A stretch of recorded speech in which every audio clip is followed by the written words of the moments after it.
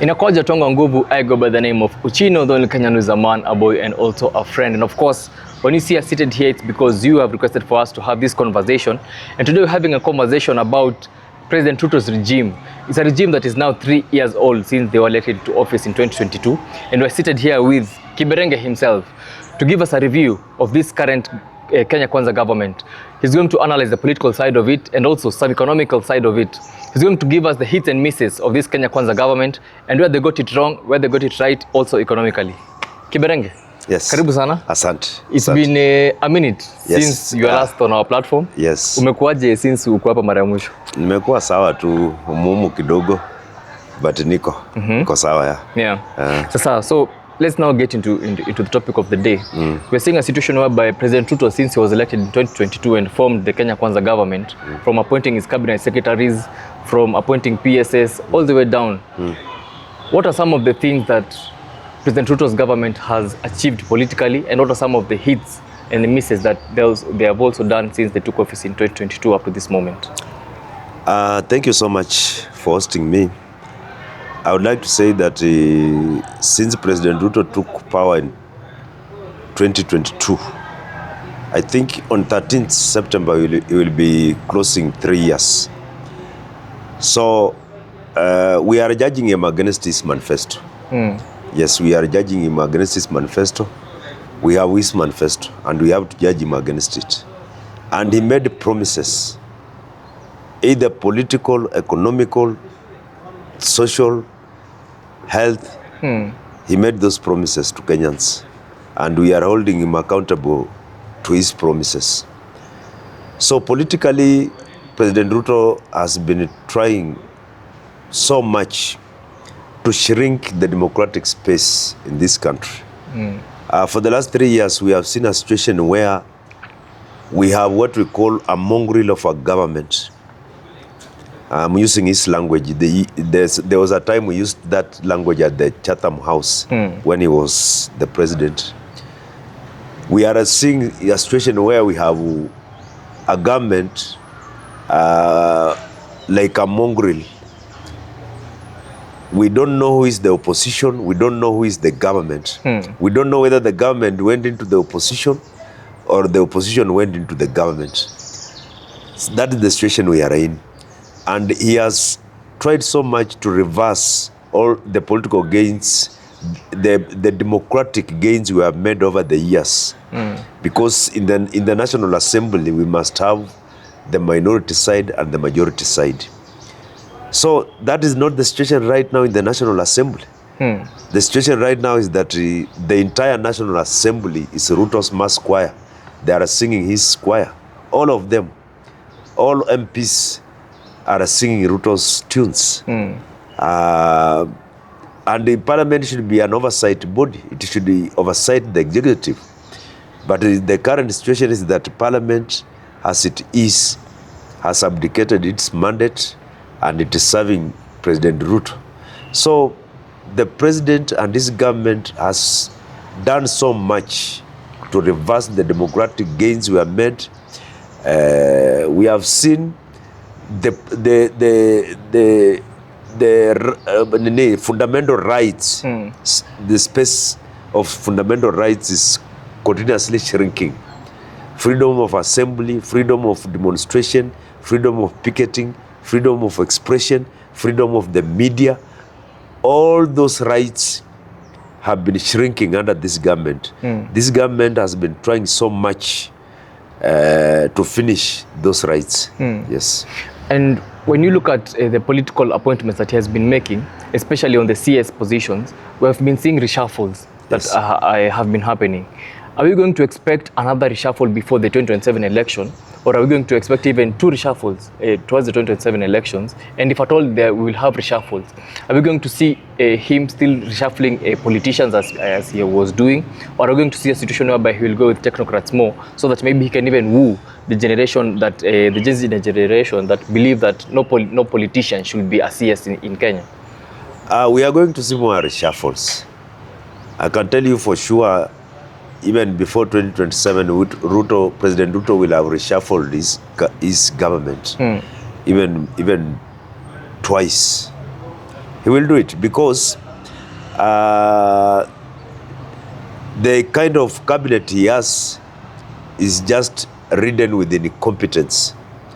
And you know, the funny thing is that President Ruto is micromanaging everything himself. I can tell you, there was a time in this country you could mention ministers, even 30, even during Uhuru's time you could mention all the CS. Yeah, because they were active, we could see them. But right now, as the situation is, even if I ask you to give me the names of the CS for water, you cannot. You don't know him.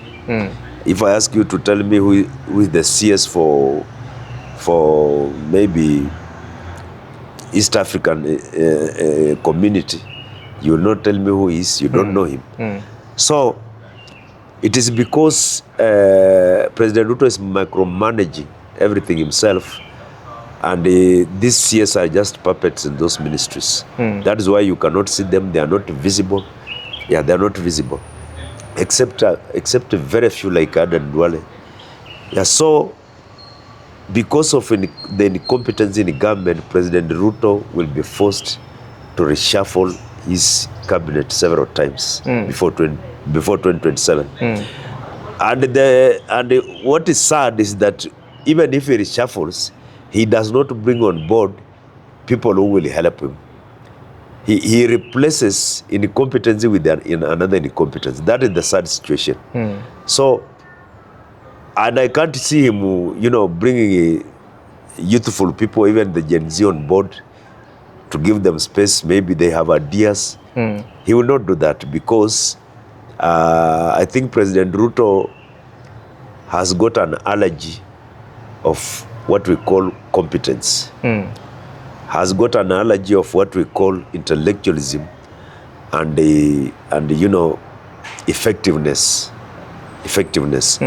That is why you cannot see him bring on board people or technocrats, as you had said, people who can help him move forward. So I think even if he does reshuffles, those reshuffles will be inconsequential. They will not help anything. Yes. But still on the same issue of incompetence has been one of the major issues that a lot of people have been saying it's one of the major underlying factors that are affecting President William Ruto from even achieving his manifestos, even if he himself as a person, he has intentions of doing it, but they're saying the people who are there are incompetent. But on the other side also, President William Ruto is also openly saying that a lot of the decisions that are being made, Wakenya wengi wanaenda kotini. He's said that almost, I think, more than 3 times, that a lot of people go to court to even challenge things or decisions that are openly going to help the normal citizens. Is it because a majority of the Kenyan citizens, are they misusing really democracy such that any Kenyan can go to court to file a petition? And we have seen many petitions that are being filed against decisions in William Ruto's government. Maybe for a person like me or a young generation, we are seeing now that we have political alignment, political enlightening.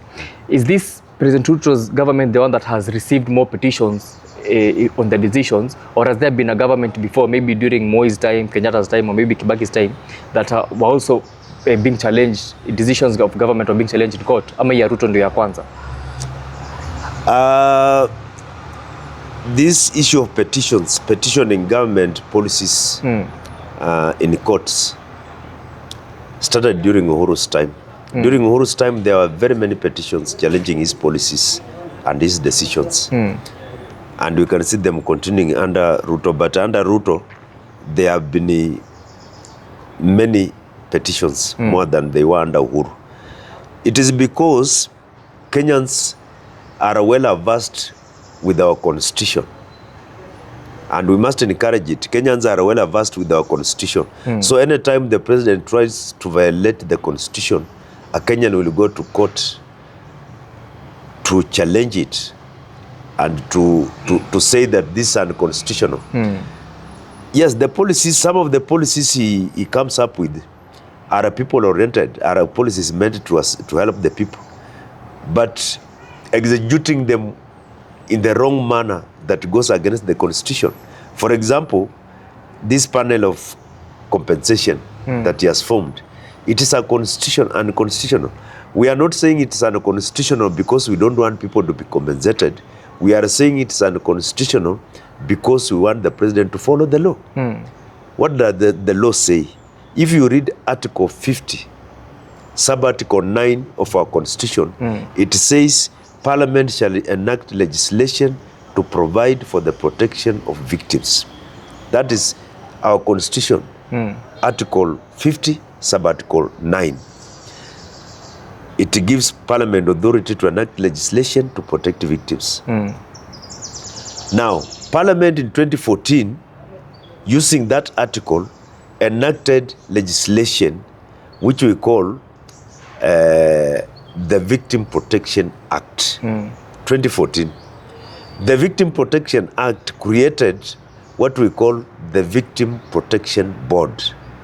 So we already have a body in place called the Victim Protection Board, whose mandate is the welfare of victims. Victims from across the board, from all spheres of life. It could be victims of war crimes, victims of rape, victims of police brutality, victims, I mean all victims.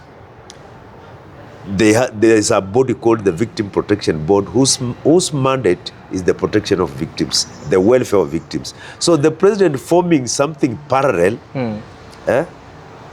beside the constitution, what the constitution provides is what we oppose. Let the president use the Victim Protection Board, which is in our constitution, to compensate the victims of police brutality.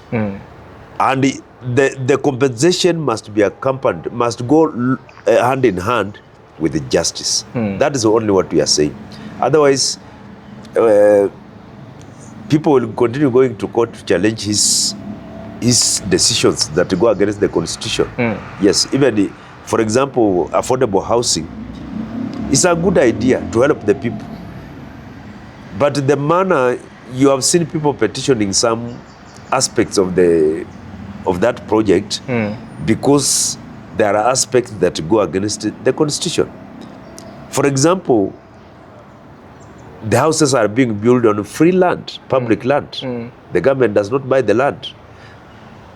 The government deducts people money from people's pay slips to build the houses. Now, why sell the houses again? Why sell the houses when the land is free and the money has been contributed by Kenyans from their pay slips? So some of his decisions will be challenged in court, and that is, I think that is very healthy. We should encourage that so that courts can determine, because the only body that is mandated to interpret the constitution is the judiciary. So that's why Kenyans go to the court to ask the court, is the president right in doing this, so that the court can interpret. Yes. Still on the constitutional matters, we have this call that has been regularly being said with the legislatures. We even had a point, an MCA just said it also in Northeastern. Yes. He was saying that the limits or the serving limits of MPs, legislatures, even the president, should be extended from 5 years to 7 years. That will need a constitutional amendment. Yes. This call of extension of terms, why is it so much in the mouths of legislatures, especially allied to President William Ruto now? Some people are saying that awa ni vibaraka wake, that they are testing waters to see whether it will succeed or not. Yeah. For you as a political analyst and as an experienced Kenyan politics mobilizer, are you seeing it as a good thing or a bad thing, and why? Why? According to your answer, I think contemplating or even imagining extending the term of the president or the MCA or the senator, whoever, extending for even 1 day, I think that is, to me, is total madness, because there is a reason we drafted this constitution and said the president should go for, all leaders, elected leaders should go for a term of 5 years. And a leader can seek a re-election. For the president, he can seek a re-election for 1 more term. And for MPs and others, for a governor, he can seek a re-election for one more term. But for all the others, it is open. There's no term limit. So I think Ruto knows that he will not be re-elected in 2027. He knows that. It is very obvious to him. So he wants to extend his term in office by 2 years because power has become so sweet for him.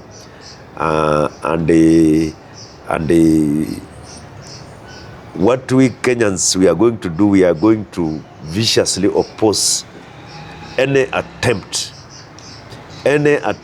to extend the term of any elective position for even one day. In fact, we must go the US way. Yes, we always say that we have borrowed so much in matters governance from US, from the United States of America. So we must go the US way. We must reduce the term of the president from 5 years to 5 years. Because in the US it is 4 years, then you can seek a re-election of another 4 years. So what we must do, in fact, and Kenyans must wake up so that we do it, we must reduce the term of the president from 7 years, from 5 years to 4 years. Yes. Do you believe so?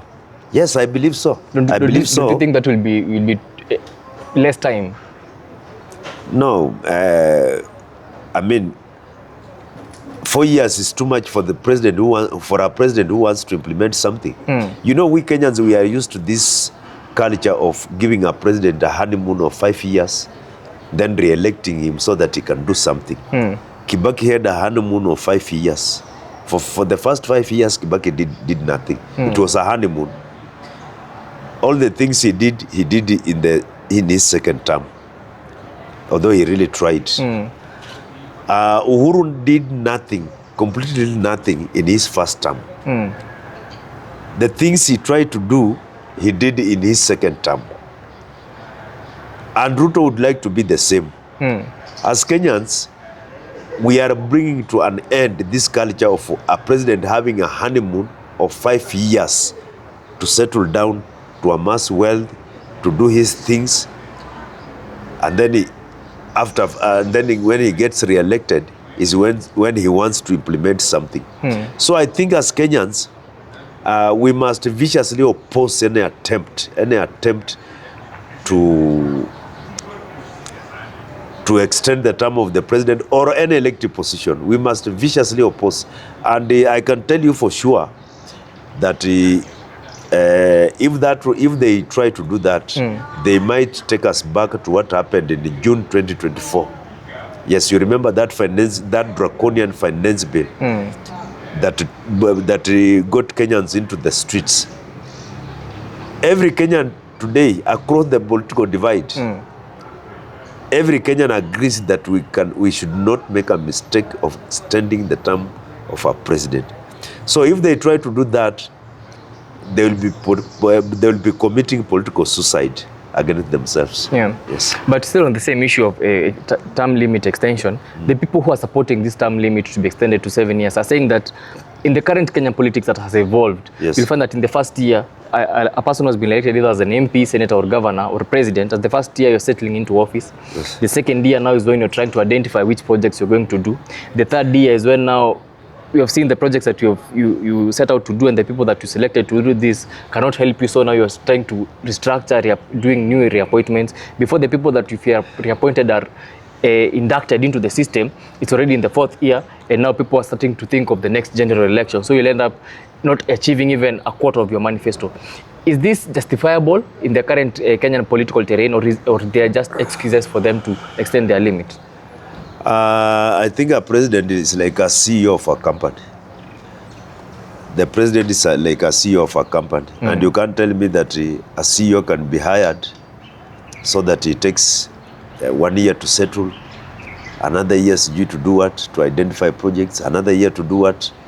As a CEO, once you take over the reins of leadership or the reins of power, you start executing your plans from day one. You saw when Trump took over power, Donald Trump, in the first day of his presidency, in the first day after taking the oath of office, in the first day, he did very many things. He signed executive, like 30 executive orders that changed very many things. Very many things. So I think we cannot amend the constitution to suit an individual. That because I am not able to perform in 5 years, so I amend the constitution so that I can get 2 more years. That is amending the constitution to suit the interests of an individual. And if we take that trend, another president who will come into office will say, I think we can amend it and make it 9 years. You see? And another one will come and say, I think we can amend it and let us stick to a term of 5 years. If you cannot perform in 5 years, please leave alone, leave the presidency, do not go for it, concentrate on your business. But we want somebody who will perform in 5 years. It is only competent people who can perform in 5 years. But incompetent people cannot perform in 5 years.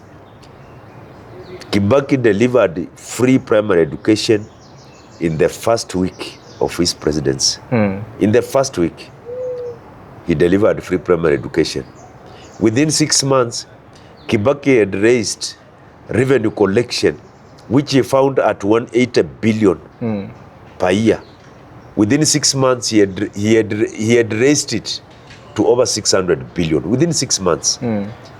He just had to fill the loopholes of siphoning, loopholes of corruption. And within 6 months, we had 600 billion. So I think President Ruto, even if you give him a term of 20 years, he will not do anything. He will not move this country forward. There's no need. Kenyans, we must stick to 5 years, a term of 5 years. Let Ruto finish his 5 years.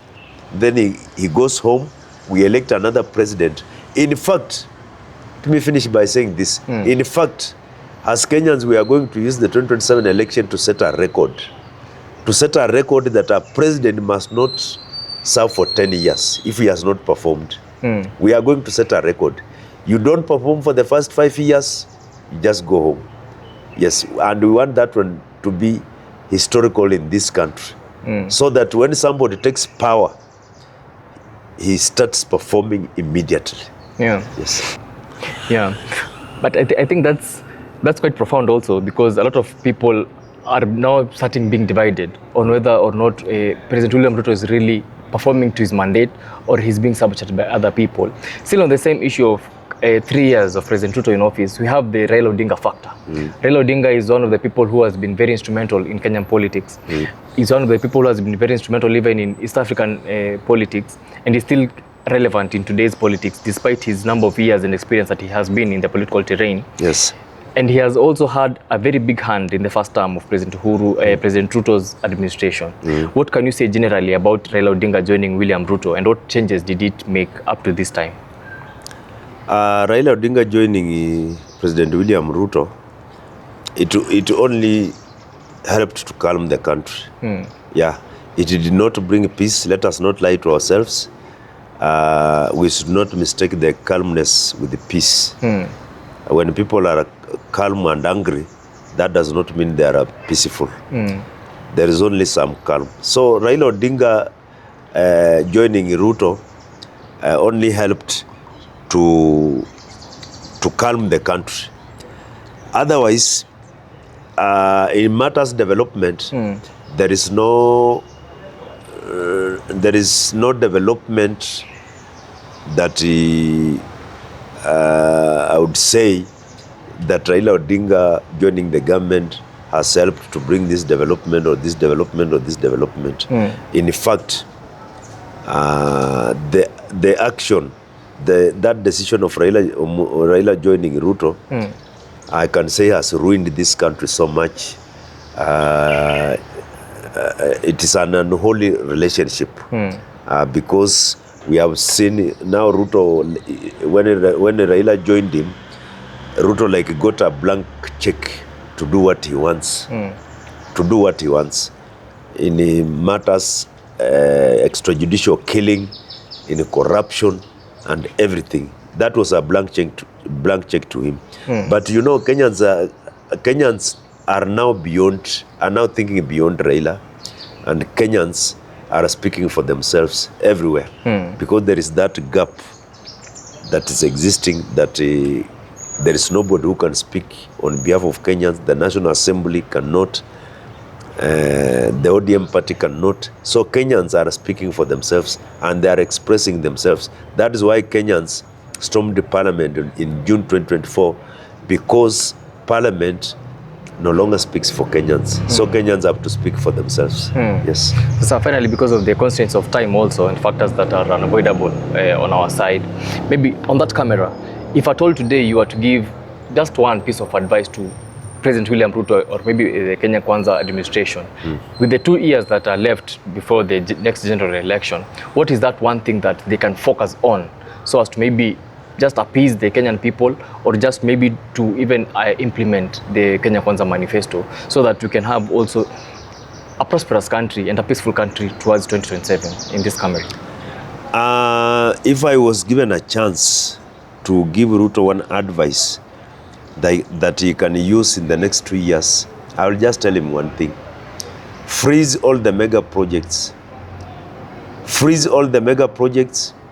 Reduce government resource wastage, and direct massive resources. Invest heavily in manufacturing. This money that Kindiki is going around with in bags, in these things we call empowerment, all that money should be taken to manufacturing. Revive cotton industry. Revive coffee sector. Revive sugar sector, revive Raymond, Rivertex, and all the other companies manufacturing. That is the only way we can develop this country, and that is the only way we can create employment for our youth. The reviving manufacturing can create millions and millions of jobs. Millions and millions of jobs. That's the only advice I can give Ruto. But the way he's handling things and the way we are going, I can't see us moving forward as a country.